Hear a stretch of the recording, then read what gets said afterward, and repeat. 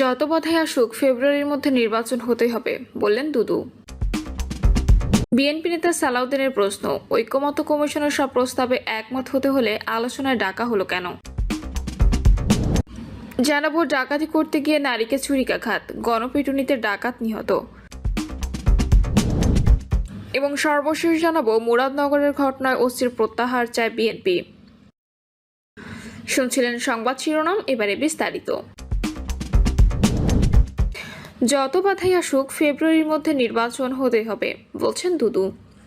নির্বাচনের দিনটার জন্য মানুষ অধীর আগ্রহে অপেক্ষা করছে জানিয়ে বিএনপির ভাইস চেয়ারম্যান শামসুজ্জামান দুদু বলেছেন, যত বাধা বিপত্তি আসে না কেন ফেব্রুয়ারির মধ্যে নির্বাচন হতেই হবে, এর সঙ্গে কোনো আপোষ নয়। দুদু বলেন, যারা সকালে এক কথা, দুপুরে এক কথা, আবার বিকেলে আরেক কথা বলছেন, তাদের বলবো, আসেন আমরা সবাই নির্বাচনে অংশগ্রহণ করি, ত্রুটি বিচ্যুতি যেগুলো থাকবে আমরা বসে সমাধান করি, আর মানুষ যাকে ভোট দেবে সেই দল সরকার গঠন করবে। আসুন আমরা সবাই ঐক্যবদ্ধভাবে লড়াই করি।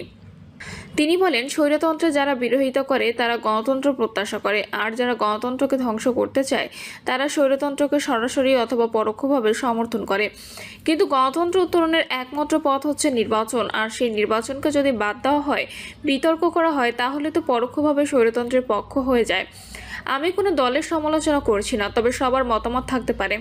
জামাত ইসলামকে উদ্দেশ্য করে বিএনপির এই নেতা বলেন, নির্বাচন হলে আমরা জানি কারা কত ভোটের অধিকারী। বাংলাদেশের সবচেয়ে পুরাতন পার্টি বিএনপিরও অনেক আগে তাদের জন্ম। পাকিস্তান আমলে হওয়ার পরেও পাকিস্তান আন্দোলন তারা সমর্থন করেনি। ইসলামিক রিপাবলিকেও তারা 2-4টার বেশি আসন পায়নি। একা একা ইলেকশন করলে কয়টা সিট পান, আর বিএনপির সঙ্গে ইলেকশন করলে কয়টা সিট পান আমরা জানি। আপনাদের অবস্থা এখন ইলেকশনে গেলে যতটুকু আছে সেটাও থাকবে না। সংকটের মধ্যে আপনারা আছেন, ভিন্ন মতকে আমরা শ্রদ্ধা করি। জামাত ইসলামকে উদ্দেশ্য করে সাবেক এই সংসদ সদস্য বলেন, ডক্টর ইউনূসকে গণতান্ত্রিক সরকার, সর্বসম্মত সরকার মানেন কিনা সেটা আপনাকে বলতে হবে। এটা গণঅভ্যুত্থানের সরকার, মানুষ রক্ত দিয়ে এই সরকার কিনেছে। সেই সরকার ইলেকশনের আহ্বান করবে, আর আপনি সেই ইলেকশনে যাবেন না। শামসুজ্জামান দুদু বলেন, নির্বাচন হতে হবে। বিএনপিকে দেশের মানুষ ভালোবাসে। বিএনপিকে ভালোবাসার কারণ হলো তারা স্বৈরতন্ত্রের সঙ্গে আপোষ করেনি, হাসিনার সঙ্গে আপোষ করেনি। বেগম জিয়া জীবনের ঝুঁকি নিয়েছিলেন, তাকে এখন বিএনপি নেত্রী বললে হবে না। তিনি এখন সবকিছুর ঊর্ধ্বে চলে গেছেন। তিনি যখন কথা বলেন তখন দেশের মানুষ আশ্বস্ত হয়, আর তারেক রহমানকে আল্লাহ রক্ষা করেছে। 1/11 এর সময় যাকে যেভাবে নির্যাতন করা হয়েছে, আল্লাহ তাকে রক্ষা করেছেন। আর সেই দলের সঙ্গে আপনি লাগবেন, একটু ভেবেচিন্তে লাগবেন না? গণতন্ত্রের প্রতিষ্ঠার যে সুযোগ আমরা পেয়েছি, আপনি বিএনপিকে কিভাবে ঠেকাবেন?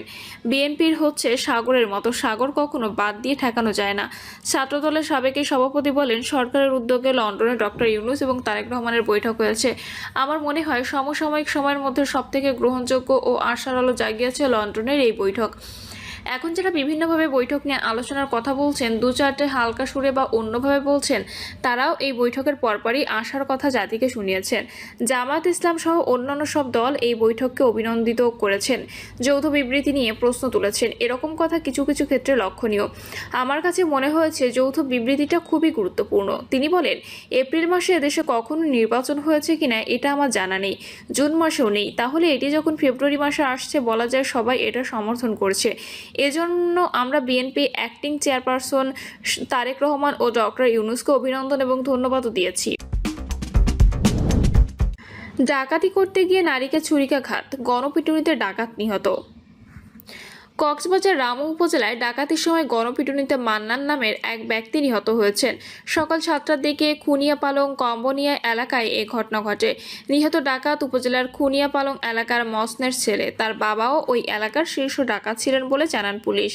বিষয়টি নিশ্চিত করেছেন রামু থানা পুলিশের ভারপ্রাপ্ত কর্মকর্তা তৈবুর রহমান।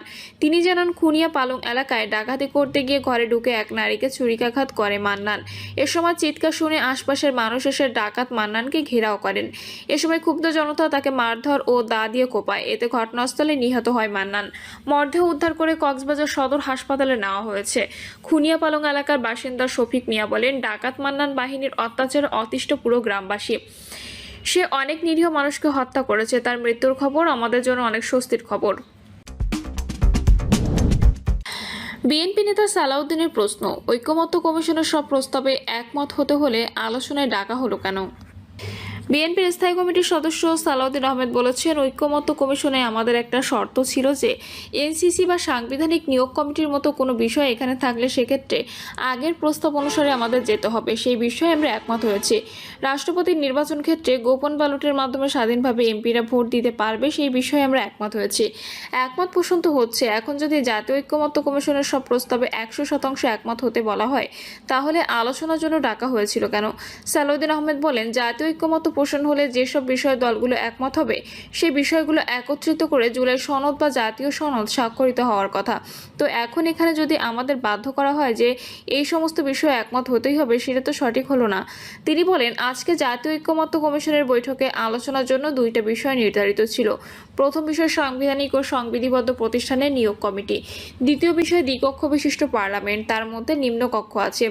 এই দুটা বিষয়ের প্রথম ভাগের আলোচনায় সাংবিধানিক ও সংবিধিবদ্ধ প্রতিষ্ঠান নিয়োগ কমিটি, যেটা গত আগের দিনের আলোচনাতেও ছিল, এর আগেও ছিল, তবে সেটা এনসিসি নামে ছিল। তারপরে সাংবিধানিক ও সংবিধিবদ্ধ প্রতিষ্ঠান নিয়োগ কমিটি এই নামে ছিল।